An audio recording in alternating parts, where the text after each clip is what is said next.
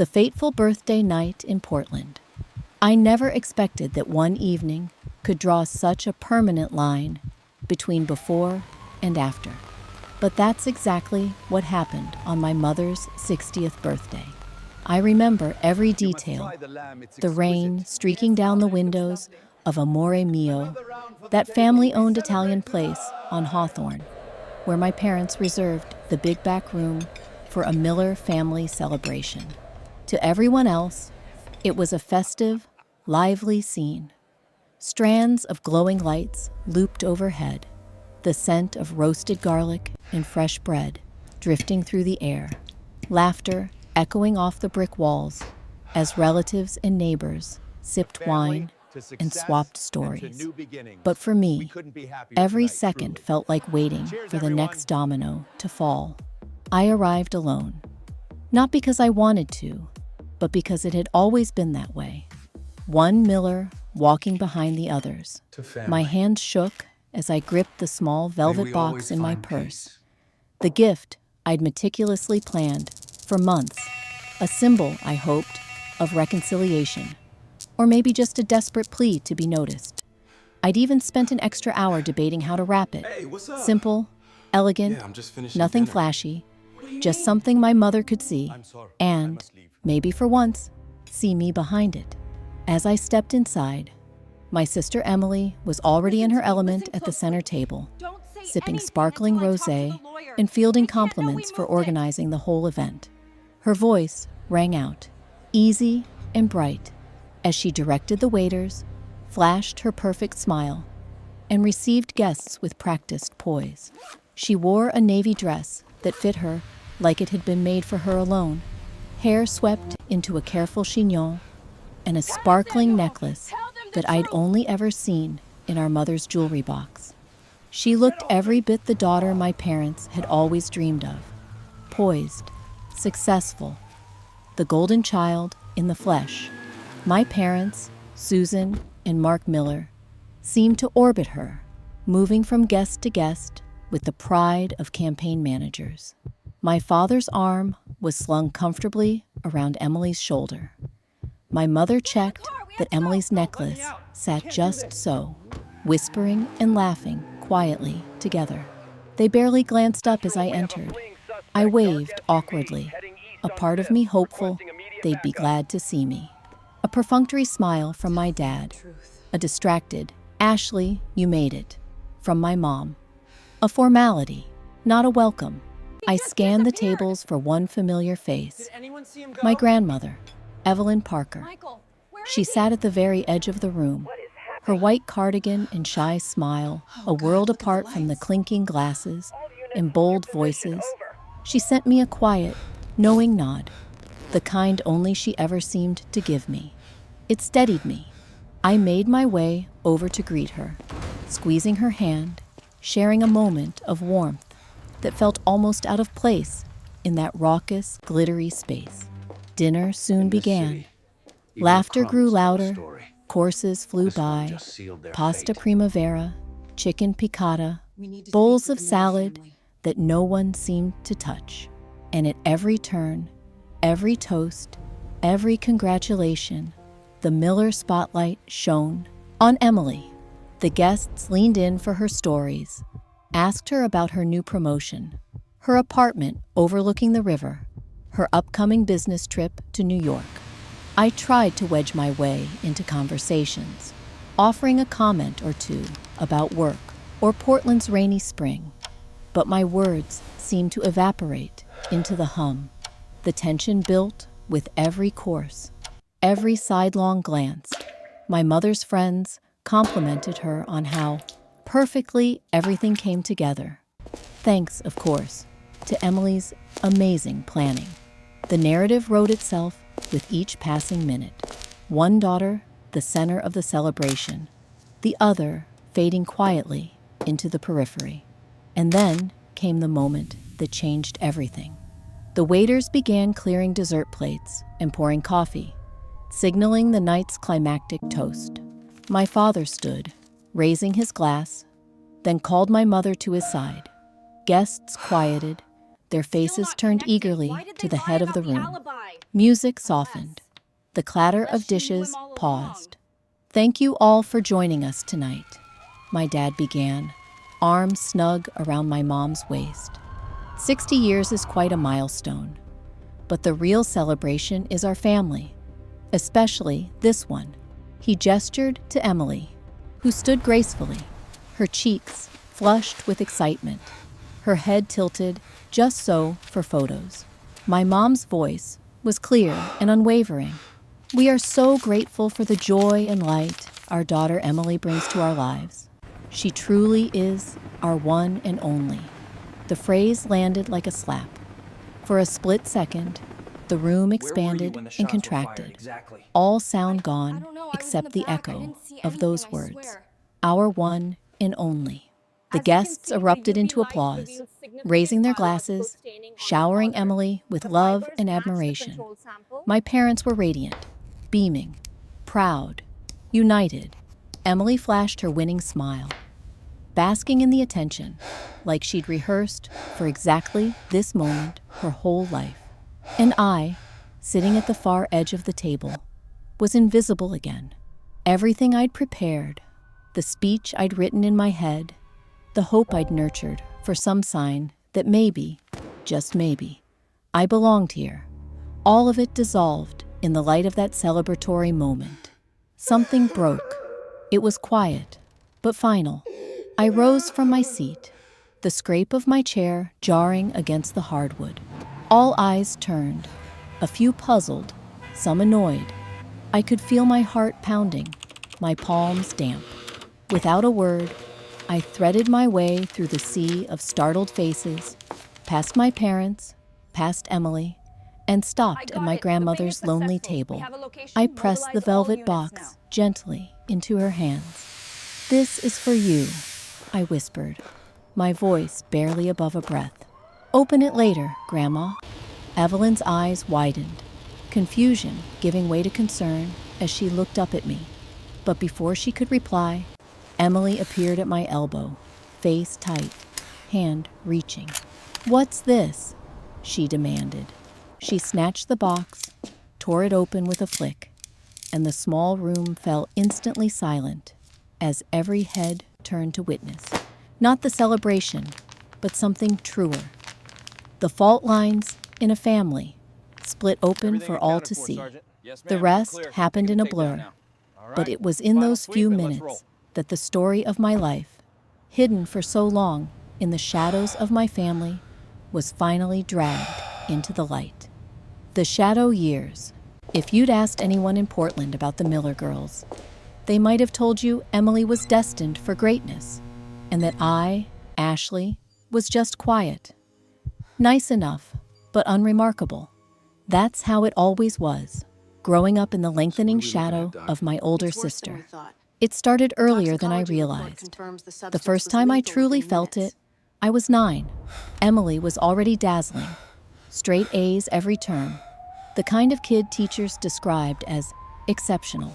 Whenever report cards came home, mine would have solid B's, marks I'd worked hard for, but nothing that made anyone's eyes light up.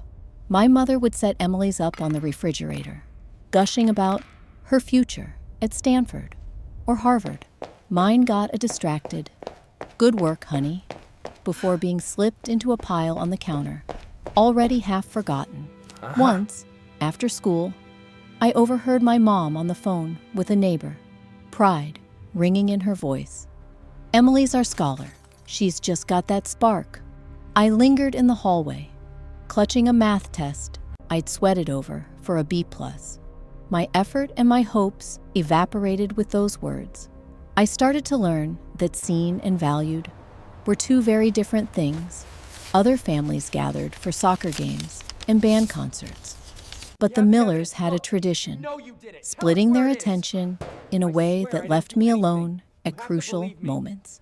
In 5th grade, I entered the school spelling bee, practicing words for weeks with my grandma, Evelyn, who always encouraged me with stories from her days as a teacher. The day of the finals, I stood in a gym full of parents' cheers, except mine. They had gone to Emily's statewide piano competition, proudly cheering her on, while I stared at an empty patch of bleachers. Mrs. Daniels, my teacher, handed me the runner-up ribbon with a soft pat on the shoulder and a look of pity that stung more than losing. Those patterns crept into birthdays, too. When I turned 12, I begged for a small party. Nothing fancy, just a few friends playing games at the skating rink. But Mom said they were busy, so I spent the afternoon reading on my bed, eating a vanilla cupcake with too much frosting that Grandma Evelyn had baked from scratch. Her card was a simple folded sheet of pink construction paper, but it meant more than any store-bought greeting I ever got. She listened as I rambled about school, then showed me how to braid my hair, saying gently, "You are enough, Ashley, even when it feels like the world doesn't notice." The gulf widened with every milestone. Emily's birthdays were massive affairs. Dozens of kids, piles of carefully wrapped gifts, party favors, a photo booth, sometimes even a magician. I was the one, in the kitchen, helping set the table or cleaning up, rarely in the spotlight. Once, when I tried to join the group, watching Emily unwrap her new bike, I overheard Dad telling a neighbor, "We're so proud. She's the total package." I wondered if any part of that pride reached me at all. Middle and high school brought more of the same, only magnified. I tried debate club, hoping the trophies would finally earn a pat on the back. I placed first in a district-wide competition when I was 16, called home, bursting with pride, only to have Dad sigh, "That's nice, Ash," before passing the phone to Mom, who was too busy discussing Emily's college essays to congratulate me. The only person who made space for me was Grandma Evelyn. When my parents forgot to pick me up from practice, she'd be waiting in her faded blue sedan, knitting in her lap, with a thermos of hot chocolate just for me. She noticed when I got a new haircut or nailed a math test, and she never let my struggles pass without trying to build me up. I still remember her words, "You don't need their spotlight, sweetie. Yours shines in your own way." Sometimes, it just takes time for everyone else to notice. Excuse me. During my loneliest moments, holidays spent in my room, skipped school events, birthdays quietly overlooked, she was the anchor that kept me steady. She would come over with cookies, sit on the edge of my bed, and let me pour my heart out. On my 13th birthday, she gave me an empty journal and said, "Write your dreams, Ashley, and don't let anyone tell you they're too small or too silly." Looking back, those years weren't just lonely, they were formative. They taught me that praise and love could be conditional, but that some people, like Grandma Evelyn, give it freely, fiercely. Even when the world seemed to forget me, she helped me remember myself. The years in Emily's shadow shaped how I saw almost everything: success, family, my own worth. I learned to speak soft, keep my head down, and hope for scraps of attention. What I didn't realize was that all that time, I was building a quiet kind of strength, a resilience lit by the small, stubborn fire Evelyn had always believed was inside me. Those shadow years didn't break me. They shaped me for the moment when I would finally step forward into the light. Who is truly family? By the start of my junior year of high school, the lines in my family had hardened. If I'd spent my childhood quietly orbiting my parents and Emily, by 17, I'd learned how to drift away without being noticed at all. There's a different kind of loneliness when you live under the same roof as people who look right through you. And by then, I'd become something of an expert. High school was supposed to be a chance to reinvent myself. But while Emily's reputation preceded her, drum major, AP scholar, tennis captain, I was still the other Miller girl. I joined clubs and tried out for everything: yearbook staff, student council, drama, newspaper.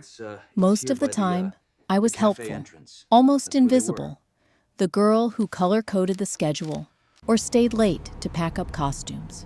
My small victories were steady, but uncelebrated. An article published in the school paper, a B+ in pre-calc, third place at the art fair. Emily, meanwhile, seemed to collect accolades almost by accident. She didn't brag, exactly, but every success was a family event. When she was named homecoming queen, my parents decorated the porch with streamers and bought extra pies for her after party. When her AP calculus teacher wrote a glowing college recommendation, they photocopied it for the scrapbook. I told myself I didn't mind. I'd stopped expecting anything else. But part of me couldn't help but hope. Junior year, I poured myself into speech and debate, inspired by stories from Grandma Evelyn about her own days coaching a debate team back east. I stayed up late practicing persuasive essays, learned to project my voice, and composed index cards filled with statistics and punchy one-liners. The regional tournament was my Everest. For weeks, I rehearsed in my room, making mock speeches to an audience of stuffed animals and one very attentive grandmother. When the day arrived, I wore the only blazer I owned and packed extra granola bars. The school auditorium buzzed with nerves and the sharp scent of hairspray. Against all odds, I won. First place, regional champion. My name read over the loudspeaker. My coach beamed. My friends cheered. They even gave me a small bouquet of carnations. Swept up in it all, I called home. Dad answered. "That's nice, Ash," he said, as if I'd told him I'd cleaned my room, then handed the phone to Mom. She sounded distracted, apologizing that they were in a rush. Emily's college counselor was coming by to review her essays for Stanford. I hung up, feeling the emptiness settle in. My trophy was light, but in that moment, it seemed to weigh 100 pounds. If anyone noticed, it was Grandma Evelyn. She showed up at my house later that evening with a box of bakery cookies and made me retell every round of the tournament. She taped the newspaper clipping to her fridge, made me hot chocolate, and said softly, "Ashley, you still don't see that you're remarkable, but I do." I remember thinking that maybe one person was enough. Not long after, another person did see me, someone unexpected. His name was Dylan Carter, and he sat behind me in American history, forever tapping his pen and doodling sharks on tests. Dylan was tall, with a lopsided grin and a habit of quoting movie lines at the most random moments. One September afternoon, we were paired for a group project about the Civil War. While Emily's debate team friends swapped college stress stories, Dylan and I ended up talking through the entire lunch period about music, about underdogs, about families that misunderstood you. Our friendship was instant and easy. Dylan didn't know about Emily or the years of being overlooked. He just liked hanging out, and he listened, really listened, when I talked. He told me stories about his dad's food truck business, about his mom's obsession with crossword puzzles. We watched old movies, listened to playlists he made for every season. When he asked me out 3 months later, it felt natural, inevitable. He never seemed to compare me to anyone, not even himself. With Dylan, I wasn't second best. I was just Ashley. The spring of my senior year brought more tests for who truly counted as family. On my 17th birthday, my parents didn't remember, lost in the logistics of Emily's campus tour in California. I spent the day alone, convinced I could swallow the disappointment the same way I always had. But at 6 o'clock, Dylan rang the doorbell, holding a pizza and a Spotify playlist titled Songs for the coolest girl I know. We sat on the porch steps, sharing greasy slices under the yellow glow of the porch light, making each other laugh until the sliver of moon was high above the pine trees. For the first time in a long while, I didn't feel like I was missing out on anything. I felt wanted. These small acts, cookies from Grandma, a surprise party for two engineered by Dylan, were the glue that held me together, even as my own family seemed to unspool. It was Grandma who always came to my drama performances, even when my parents skipped out, who slipped handwritten notes into my backpack. You are braver than you believe. She was my ride to debate tournaments and my champion when I placed third in a science fair. She remembered every milestone my parents forgot. What I realized quietly was that family isn't the people who claim you the loudest. Sometimes it's the ones who notice you quietly, who make space for your victories and failures, who show up, rain or shine, simply because you matter to them. With Dylan and Grandma Evelyn, there was no need to prove anything. I could breathe. Meanwhile, things at home changed in ways I didn't expect. My parents' world revolved around Emily. College visits, scholarship forms, senior year events. The family calendar was awash with her deadlines and showcases. When she finally announced her acceptance to Stanford, the house all but erupted. Banners, cake, a surprise party, just for her. My parents wept happy tears. "You're paving the way for Ashley," Mom gushed at one point, patting my shoulder absently. I smiled, choosing to swallow the hurt. I'd paved my own way for a long time now. That year, Dylan's family invited me to their 4th of July barbecue. It was a simple backyard affair, with plastic chairs and paper plates. Nothing like the photo-perfect parties Emily was used to. Still, when Dylan's dad handed me a sparkler and said, "Glad you're here, kiddo. You're part of the crew now," I believed him. His mom pressed a homemade cupcake in my hands, insisting, "Every birthday deserves a wish, even the ones that come late." I felt more seen in that bustling backyard than I had at all the Miller family gatherings put together. My understanding of family was shifting. Blood mattered, but sometimes it shackled you with expectations and blind spots.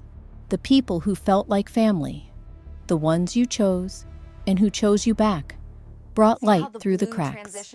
For me, that meant spending Sundays baking with Grandma Evelyn and asking Dylan to read the stories I wrote for class, just to see him smile when he got to the twist ending. As graduation neared, my parents encouraged Emily to give a speech at the ceremony. She spoke about tradition, pride, and the bonds that hold us together. The audience applauded, but the person who walked across the field to hug me, who pressed a gold dollar coin into my palm and whispered, "The first of many new beginnings," that was Grandma. Her belief in me didn't shout. It didn't command a spotlight, but it was truer and deeper than all the applause in the world. Now, when I look back, I see it plainly. Family isn't always a matter of blood or law. It's about who listens, who turns on the porch light for you, who bakes your favorite cookies when you need comfort, who believes in you exactly as you are. Sometimes you find it in the places you least expect. And when life finally forces you to choose, the ones who stood with you through shadow and storm are the ones you can't let go. Looking at Dylan's crooked grin and Grandma's steady hands, I finally knew where I belonged. The fateful night, the decisive blow. By the time dessert was cleared and the last cup of coffee was poured at my mother's 60th birthday dinner in that softly lit Italian restaurant, I felt like I was floating outside my own body. The hum of conversation and laughter had faded, replaced by a restless tension I couldn't shake. The room held a warmth that should have felt comforting.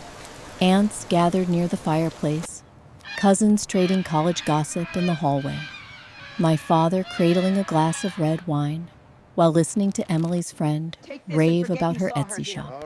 But beneath it, like an undertow, was the isolation I'd nursed since childhood, now grown sharp and impossible to bear.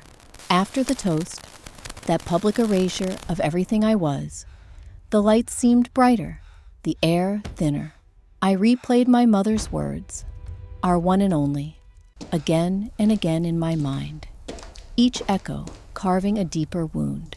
From the far edge of the main table, I watched Emily, still basking in the collective admiration of the room, fielding compliments about her meticulous planning and charm. My father's laughter, booming and sincere, felt like the soundtrack to a life I'd been written out of. I hardly noticed when the waitstaff brought out the last course, a mountain of tiramisu crowned with a candle spelling out 60. Emily led the chorus of Happy Birthday, her voice carrying, my parents' hands linked in pride between bites of dessert.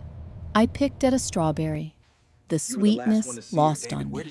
I was too busy working up the courage to move.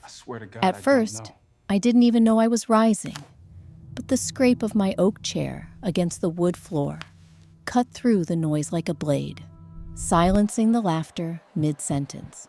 The conversations faltered one by one until all that remained was a dense, expectant hush. All eyes turned. I felt their curiosity, tinged with irritation, surprise, and perhaps even anticipation. I barely remember picking up the small, velvet-lined box from my lap. My palms were slick, but my resolve, years in the making, kept me steady. I crossed the room, past plates dotted with breadcrumbs and wrinkled napkins, past my carefully indifferent parents, past Emily's amused, slightly narrowed gaze, and made my way to the only person who had ever truly championed me. My grandmother Evelyn sat at a corner table, the world's noise falling away in her gentle presence. The box was for my mother, intended as one last attempt to bridge the distance. But in that moment, I understood.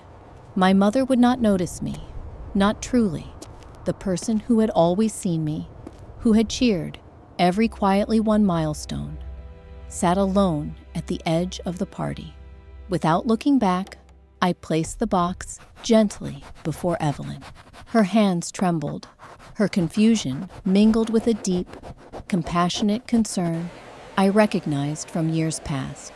I leaned in close, so only she could hear.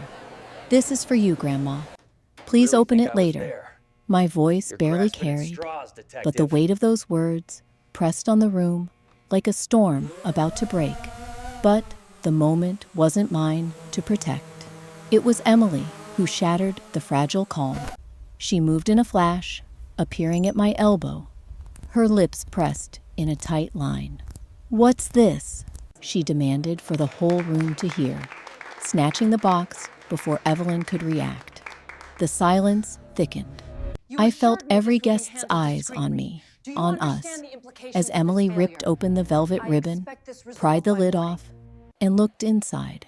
In her hand, a single folded sheet, the bank transfer slip, official and crisp, declaring a transfer of $75,000 to Evelyn Parker.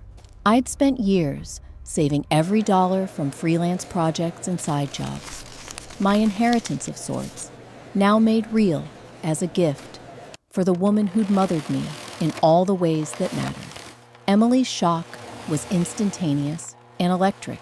$75,000? She spat, waving the paper in the air as if it were proof of some crime. What is this supposed to be? A stunt? Faces all around us blurred through my tears. My father's jaw set into a hard line. My mother's glass paused halfway to her lips, her face gone pale. Murmurs buzzed through the room like insects. Shock, confusion, judgment. I met Emily's glare, but this time I didn't shrink. "It's not for show," I said. "It's for Grandma, for everything she's done, for being my family when I needed someone to care."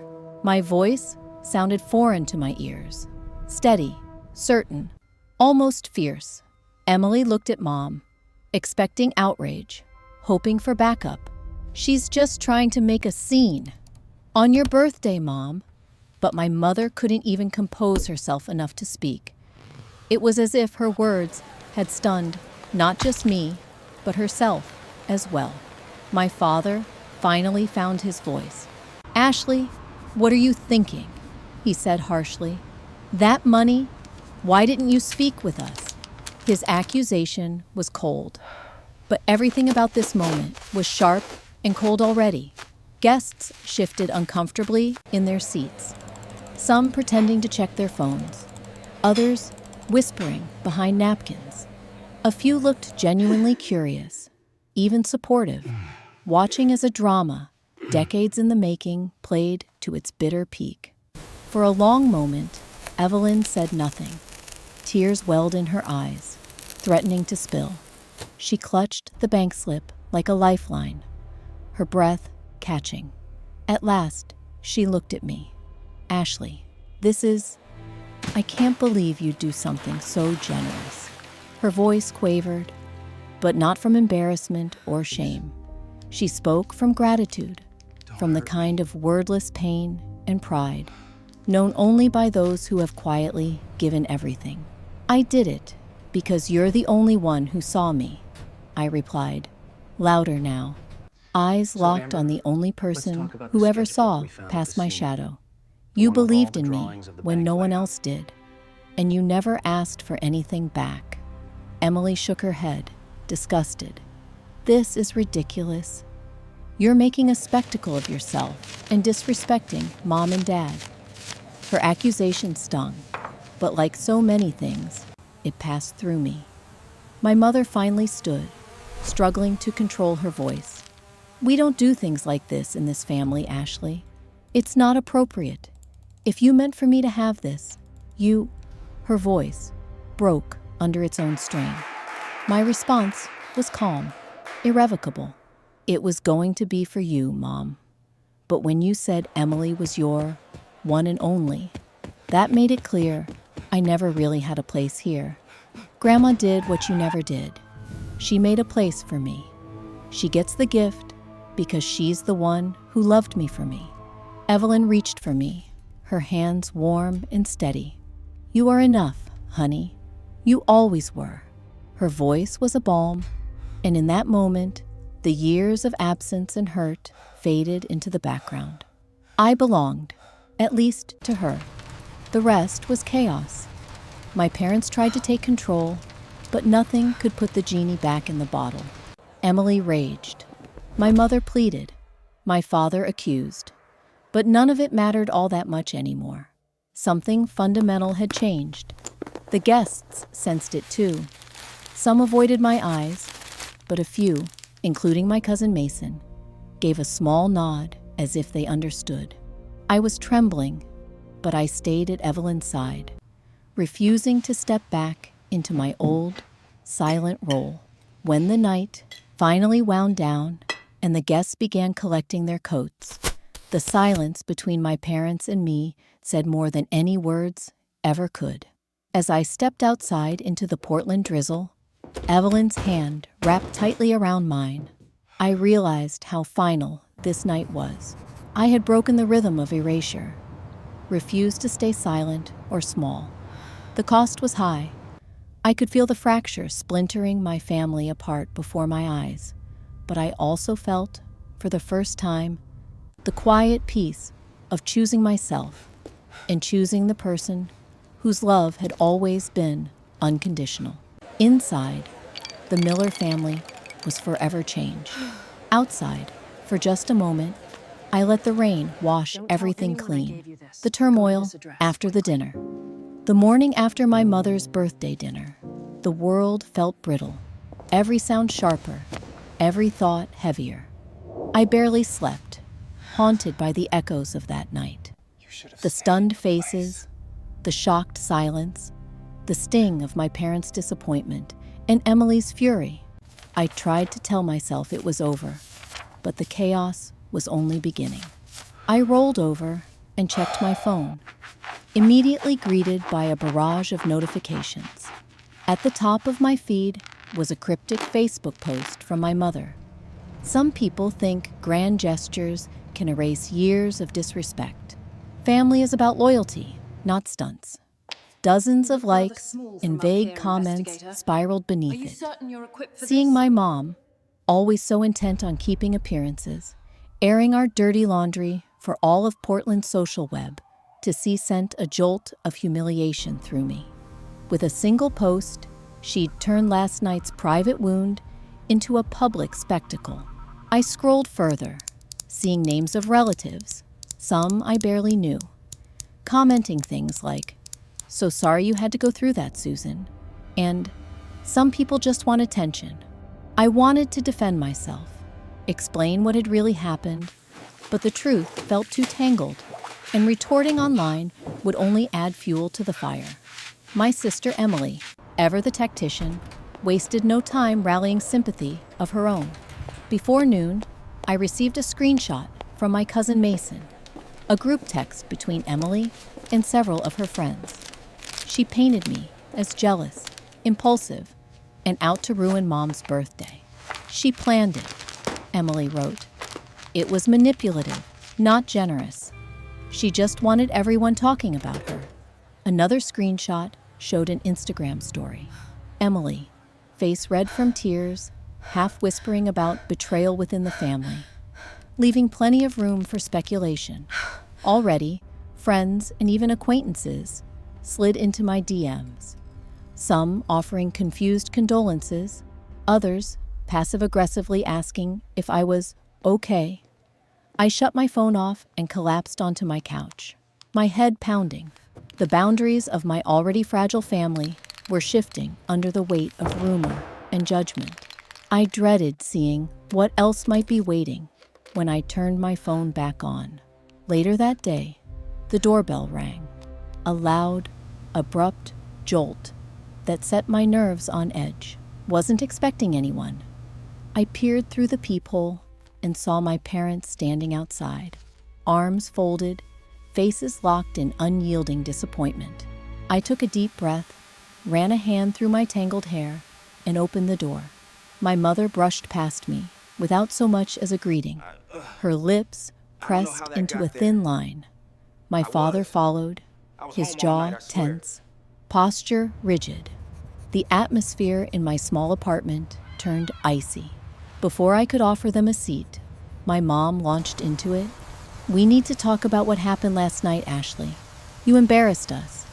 You embarrassed your grandmother. What you did was dangerous and disrespectful." My father added, "This is about more than the money, though a sum like that should never have been given away without consulting us. You blindsided us. And for what? If this was revenge..." I cut him off, arms wrapped tightly around myself. It wasn't revenge. You think I wanted things to go that way? The money was meant for someone who's always been there for me. Grandma doesn't owe you anything, and neither do I. Mom's eyes flashed. Dorothy Clark does not need that money, and you know it. Do you have any idea what people are saying about us now? Your little display has made a mockery of your family. Something inside me hardened. But Mom, you already erased me in front of everyone. Our one and only. If that's truly how you see it, then you shouldn't be surprised that I turned to the one person who never made me feel invisible. My father's voice rose, his anger clear, but laced with a trace of fear. You don't understand the damage you've done. To our reputation, to this family's legacy. Cancel that transfer. Now. I shook my head. I won't. You don't get to choose what I do with what I've earned. Grandma gave more to me. Time, patience, love, than I ever got from the two of you. I'm not taking it back. A tense silence fell in the room. A stalemate neither side could win. My mother's resolve began to crack, her voice trembling as she finally said, "You're punishing us for loving Emily. Is that it? We did our best." But I'd spent too many years swallowing my feelings to let that land. Your best was never enough for me, but it was always enough for Emily. I'm done chasing what I'll never get. When they left, the door clicked shut with a sense of finality I'd never known.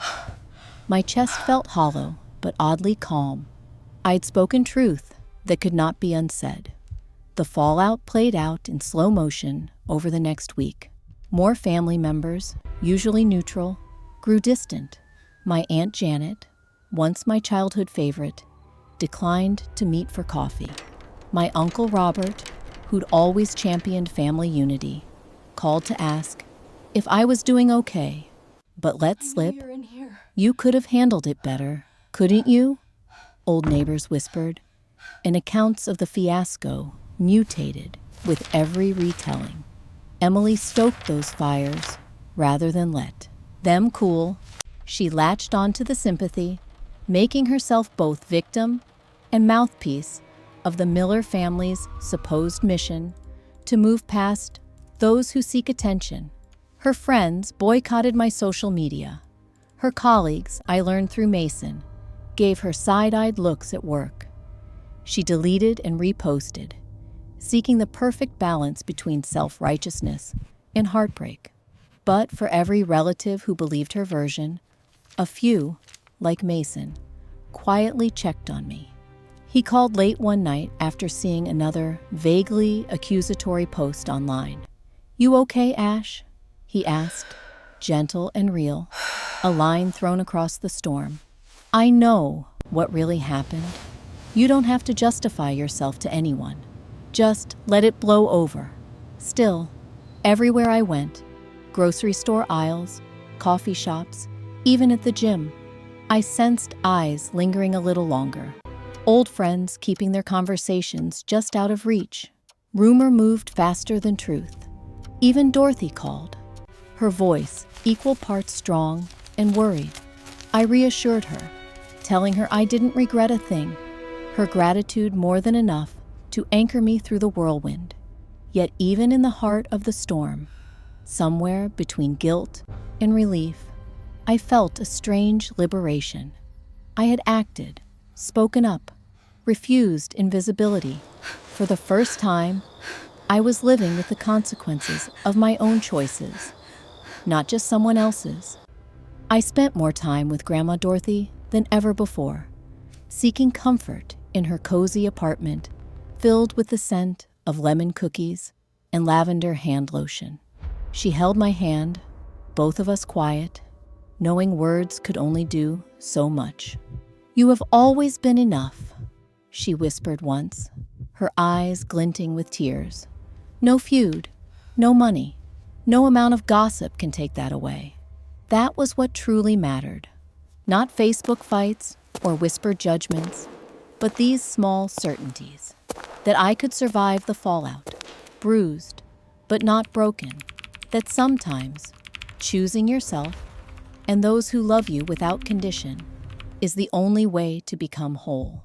As Portland's autumn rain streaked the windows, washing the city's streets clean, I gathered myself for what was next. The Miller family, its image, its legacy, would never be the same. But for the first time in my life, I wasn't afraid of the silence that followed. After all, sometimes silence is what lets a new story begin. Rebuilding life. Who is truly family? As autumn waned, the chill in the Portland air seemed to mirror the new reality settling over what remained of the Miller family. Word of the birthday blow-up spread far beyond that rain-soaked night, the event splintering into rumors and judgments that circled through extended family emails, small-town gossip, and even the halls of workplaces. In the weeks that followed, the meaning of family would be tested again and again, sometimes sharpened to an ache, other times softened into comfort. For Emily, whose world once revolved around accolades and approval, the fallout left a wider fissure than she had ever expected. Stories about the dinner, marked by their own bias, made their way into whispers at her marketing firm. Co-workers who'd once vied for her friendship now offered only tight smiles or kept a wary distance.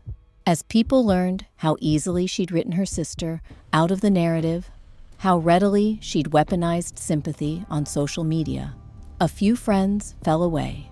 The curated perfection she'd built could not withstand the questions that followed her through the office halls and coffee shops. She lost her shot at a long-anticipated promotion. A newer, quieter hire was chosen instead. At home, my parents felt the aftershocks most acutely. They had built their lives on social standing and the illusion of familial togetherness. But family brunch invitations slowed. Neighbors averted their gaze. Even distant cousins, aware more of scandal than substance, decided to edge away. As household finances grew tight, thanks to years of overextending themselves for celebrations and show, a difficult decision was made. The old house, with its hydrangeas and crackling porch steps, had to go. My parents sold it in haste and moved into a modest apartment with thin walls and an unfamiliar view. I visited them only once after their move, walking through their new, downsized living room with a sense of surreal detachment. The old family photographs were gone, replaced by scenes from Emily's graduation and a lone wedding picture.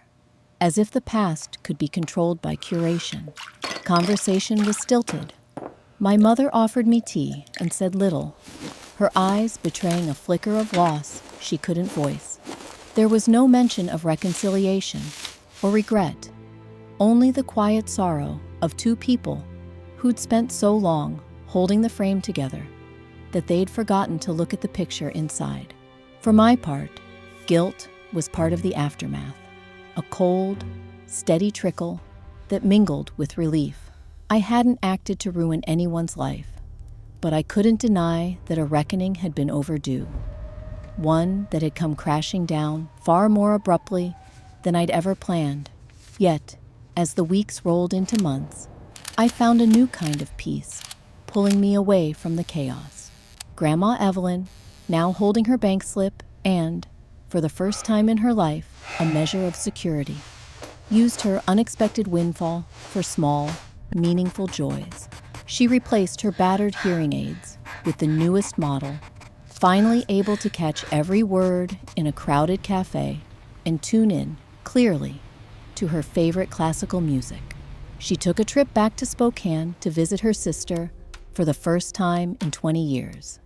Their reunion chronicled in postcards she sent me, each one full of warmth, sunsets, and stories about their childhood farm. She redecorated her living room, not for anyone else's approval, but simply because it brought her comfort. At last, she said, she could enjoy the end of her life without counting every penny. My own life, too, began to take on a steadier cadence, quieter but more honest. I left my cramped old apartment and found a sunlit studio with creaky floors, a short walk from Evelyn's place. For the first time, I filled my space with things that felt like home: secondhand books piled by the window, an enamel jewelry box that once belonged to Evelyn, watercolor sketches I finally dared to hang. I learned how to cook, not to impress anyone, but because I loved the way the apartment smelled when I browned apples for oatmeal or slow-cooked a soup on rainy evenings. Surprisingly, my world didn't shrink when old family ties broke down. If anything, it opened wider. My cousin Mason, unfailingly loyal, even through the drama, became one of my closest companions. We met for coffee at the corner bakery, went to see indie films, and helped Evelyn with tasks around her apartment. He never asked me to explain myself. He just listened, making it clear that the version of me he knew was not defined by anyone else's bitterness. There were other friends whose support was quieter, but just as constant. Co-workers who stopped by with scones after a tough day. Neighbors who invited me to potlucks. My boyfriend Dylan's chosen family offered me a place at their holiday table, always with a joke and a spare seat. They hadn't known the old Miller story, the pecking order, the history, the silent scorekeeping, and in their company, I forgot the old ache. To them, I was simply Ashley, and that was enough. I spent most weekends with Evelyn. Sometimes we walked together through Mount Tabor Park. Other times we watched Antiques Roadshow and tried to guess the value of dusty relics. She told me stories I'd never heard before, of her secret dream to become a writer, of the grandmother who kept chickens and used to say, "Family is who shows up with cocoa when it snows." In those moments, time seemed to loosen its grip. We laughed until we cried. And sometimes we just sat in contented silence, sharing slices of pound cake and the knowledge that chosen love can outshine old disappointments. Occasionally, a tremor from the past would ripple through. An angry voicemail from Emily after losing another friend, or a stiff email from my father about moving on. Some nights, sleepless, I would replay the dinner scene in my mind, wondering if things could have ended differently. But the regret faded, replaced by the clarity that comes from aligning not with blood, but with truth. With each season's turn, I realized what Evelyn had always known. Real family is not a birthright or a guarantee. It's made in the small, daily choices. Who listens? Who believes? Who shows up? It's reflected not in public applause, but in the quiet acts of kindness that no one else sees. I saw it in the way Mason brought flowers to Evelyn on her birthday, in Dylan's laughter ringing through my kitchen, in the way my grandmother squeezed my hand, a silent promise that I would never be alone. By the first snowfall of the year, I knew the old story was over. The Miller family, as it was, had fractured beneath the weight of old habits. But what I gained in its wake was something deeper, a family rebuilt, woven from threads of honesty, steadfastness, and care. It was smaller, gentler, and infinitely more real. A new holiday season starting over. 4 months after the birthday night, Portland settled into its characteristic winter. Streets shimmering with rain, wind rattling old window panes, and the city itself huddled beneath a patchwork of holiday lights. This year, Christmas arrived, not with the Miller family's old chaos of travel plans and packed cars and long tables, but quietly, almost as if it were tiptoeing in, afraid to make too much noise in this new chapter of my life. Our celebration was nothing like the ones I remembered. A dozen relatives crowded into the house, my mother orchestrating gift exchanges, and Dad carving the ham, while Emily accepted praise for setting the perfect table. This year, there were just 3 of us, me, Mason, and Grandma Evelyn.